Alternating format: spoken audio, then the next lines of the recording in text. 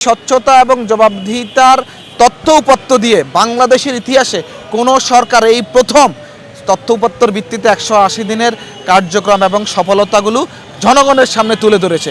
আপনারা জানেন বাংলাদেশ একটা ধ্বংসস্তূপের সামনে দাঁড়িয়ে 12ই ফেব্রুয়ারি বাংলাদেশ জাতীয়তাবাদী দল রাষ্ট্র পরিচালনার দায়িত্ব গ্রহণ করেছে।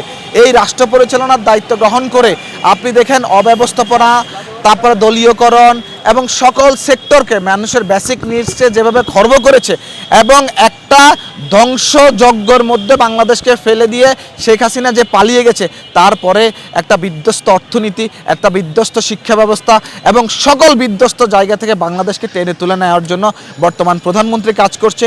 তো সেই ক্ষেত্রে ফ্যাসিবাদ বিরোধী আন্দোলনের আকাঙ্ক্ষা, সর্বশেষ জুলাই ছাত্র জনতার গণ অভ্যুত্থানের আকাঙ্ক্ষা অনুযায়ী একটা গণতান্ত্রিক সরকার তার জবাবদিহিতা এবং স্বচ্ছতা নিশ্চিত করার লক্ষ্যে সেই কাজটাই কিন্তু এই 180 দিনে যেভাবে একটা আপনার সুবিনিরের মতো করে তুলে ধরেছে তথ্য উপাত্তর ভিত্তিতে। সরকার কিন্তু বলছে না যে সরকার সকল সেক্টরে শতভাগ সফল, কিন্তু সরকার এটা বলছে সকল সেক্টরে সফল হওয়ার জন্য সরকারের সর্বোচ্চ আন্তরিকতা প্রদর্শন করেছে। আগামীর সুন্দর সমৃদ্ধ সাম্য মানবিক এবং ন্যায় ইনসাফের ভিত্তিতে বাংলাদেশ বিনির্মাণের ক্ষেত্রে বর্তমান মাননীয় প্রধানমন্ত্রী যে নিরলসভাবে কাজ করে যাচ্ছে তারই কিন্তু একটা রিফ্লেকশন 180 দিনের কার্যবিবরণী এবং সফলতা তথ্যপত্রের ভিত্তিতে। সুতরাং আমরা মনে করব যে এই ফ্যাসিবাদ বিরোধী আন্দোলনের জন আকাঙ্ক্ষা, ছাত্র জনতার গণ অভ্যুত্থানের যে জন আকাঙ্ক্ষা, সেটা কিছুটা হলেও প্রতিফলিত হয়েছে। বর্তমান সরকার তার জবাবদিহিতা এবং স্বচ্ছতাকে গুরুত্ব দিয়েই কিন্তু এই আপনার তথ্যপত্রের ভিত্তিতে এই রিপোর্ট প্রকাশ করেছে।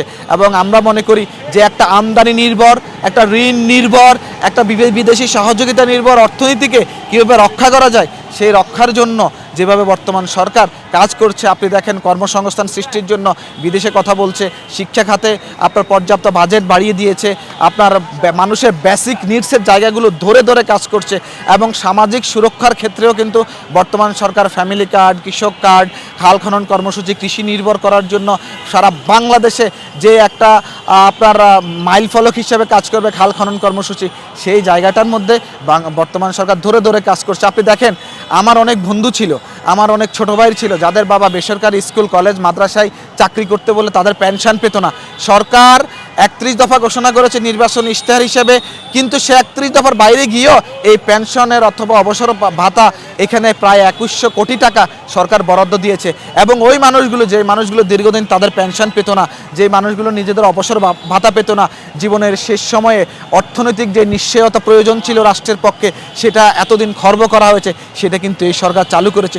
এরকম যুগোপযোগী, সময় উপযোগী ভিন্ন ভিন্ন উপায়ে বিভিন্ন মাত্রায় বর্তমান সরকার কিন্তু নেতৃত্ব প্রদান করে দেশের সকল মানুষের জন্য, সাধারণ মানুষের জন্য বেসিক নিডসের উপর জোর দিয়ে। এবং আপনি দেখেন প্রায় 61টা নিত্য প্রয়োজনীয় দ্রব্যের কিন্তু দাম কমিয়ে দিয়েছে, শুল্ক থেকে শুল্ক মুক্ত করে দিয়েছে। সুতরাং এভাবে কিন্তু জনবান্ধব এবং রাষ্ট্রবান্ধব, জনকল্যাণ এবং কল্যাণ রাষ্ট্র গঠনের জন্য সরকার কিন্তু কাজ করে যাচ্ছে এবং আগামীর বাংলাদেশ বিনির্মাণে সরকারের এই কার্যক্রম অব্যাহত থাকবে।